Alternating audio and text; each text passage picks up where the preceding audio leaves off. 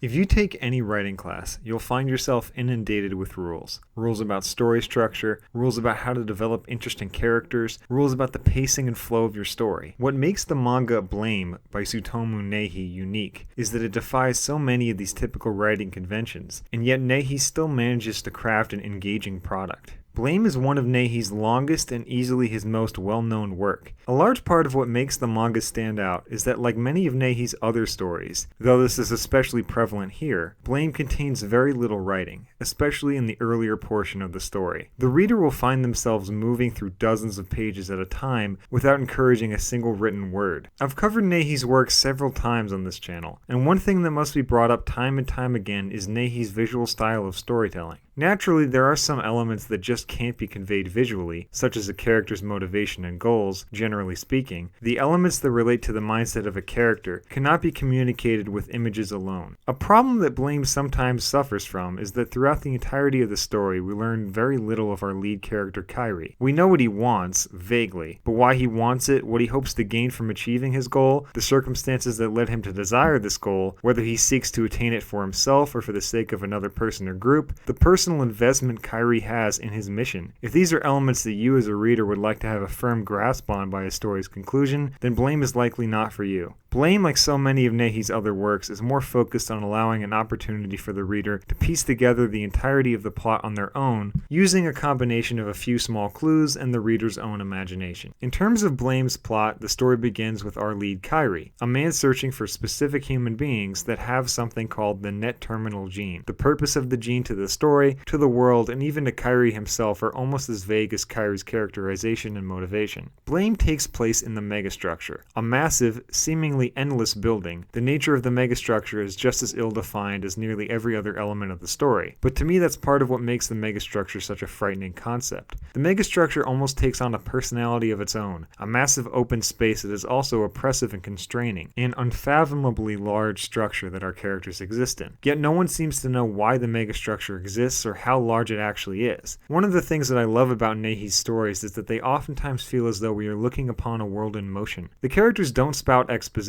explaining all of the world's lore or their own motivations. We simply observe as though we are scientists looking at an entire world under a microscope, passing observers watching through a window as events in a foreign world occur naturally, as opposed to reading a story specifically designed for us. Characters and concepts will be introduced on a whim without giving the reader context for their existence, but that's how reality works. Individuals and ideas are not always going to have the opportunity to fulfill a specific purpose in our world. There are two real draws to Blame: trying to piece together what's truly happening in the world of the story and the beautiful artwork. Nihei's art is often hauntingly expressive, intricate, meticulous, and painstakingly developed to invoke an ominous atmosphere. Nihei's artwork contains depictions of landscapes that are at once technologically and architecturally marvelous, as well as derelict and eerie. Nihei is able to convey multiple different emotions and tones in a single piece of breathtaking artwork. In Blame, Nihei's artwork is more detailed and lifelike than in anything else I've read from him. In regards to artists who use their art to invoke emotion, Nihei is one of the best there is in my book. Blame is a competent blend of science fiction, horror, and violent action. I appreciate good concrete writing as much as anyone,